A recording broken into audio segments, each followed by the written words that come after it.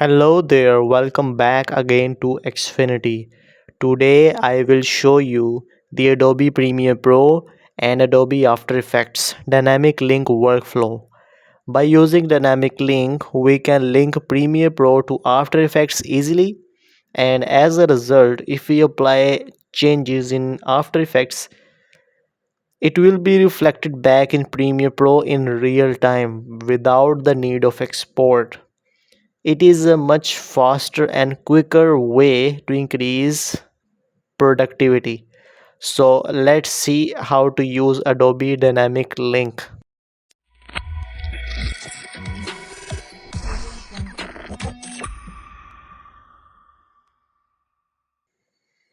Alright fellas, in this video we are going to see how we can link the Premiere Pro with the After Effects so that we can edit the videos both in Premiere Pro and After Effects in the real time. Now the basic advantage of using the dynamic link is that you do not need to export the video and import again to apply the effects that you want to use later on. For example, if you are editing the videos in the Premiere Pro and you are done with this but you want some effects like transitions or motion graphics, normally you need to export the video and import the video again in the After Effects and apply the effects and render it again. But in this tutorial, I will show you how you can save your time by linking the Premiere Pro with the After Effects using Adobe Dynamic Link and edit in both After Effects and Premiere Pro in the real time. Alright, so I will show you everything step by step in this video. So you need to make sure to watch this video till the end.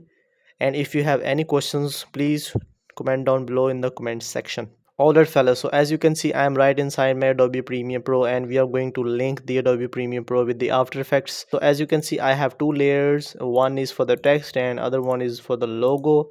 First of all, I will keep the position of the logo a little bit because I am going to zoom it in, and I am also going to delete the text layer. We are not going to add the text in the Premiere Pro. We will add the text to this video in the After Effects using Adobe Dynamic Link. Alright fellas, I will click on my text and I will copy it so that I do not need to write it again, and I will hide it. That's fine. And now I will click on the video which is named as intro.mp4, which is this logo. And if you right click on this and select the replace with After Effects composition, the After Effects will be opened and it will try to create a link between the Premiere Pro and the After Effects. As you can see, once I try to link the Premiere Pro with the After Effects, it is asking me to save the project. So you can select any desired location you want. For example, I'm going to save it on the desktop with the name Xfinity. And once you are done, it will create a composition which is named as intro linked comp 03, and the video that I used in the Premiere Pro, it is sent over to the After Effects with the same name intro.mp4, and we have the intro.mp4 in our composition. So now if you face any problem in the Adobe Dynamic Link from the Premiere Pro to the After Effects, you need to make sure you have the same versions of the Adobe Premiere Pro and the Adobe After Effects. Let me show you quickly. As you can see, I have Adobe Premiere Pro 2020 and I also have Adobe After Effects 2020. So I was able to create that dynamic link successfully. If you face any problem, make sure the versions of the After Effects and the Premiere Pro are same. So now if I play this video, as you can see, it is same as it was in the Adobe Premiere Pro. And now I will try to make some changes in this video by applying different effects. For example, let me press the S to scale the video, and I will keep it, and I will start the scaling from this position to this position, just like this. And let me also change its position. I will simply click on my keyboard. I will press the P and it will also pop up like this position. And if you click on this time, this watch, it will try to position the logo from its initial point to its final point. So this is my final point, and I will also change its position to this one like this. So now if I close all the effects by using this arrow and I play this video from the starting, and now you can see it is just like this. And now we can also apply different you can select the keyframes and you can play with this just like you want. I'm keeping the the timings of both the scaling and the position same. I will select all the keyframes and I will press F9. It will be just like ease in and ease out. It will look very smooth. And if I go to the graph editor and select both of these, and by making sure choose the graph type and options, you need to make sure you are in the edit speed graph.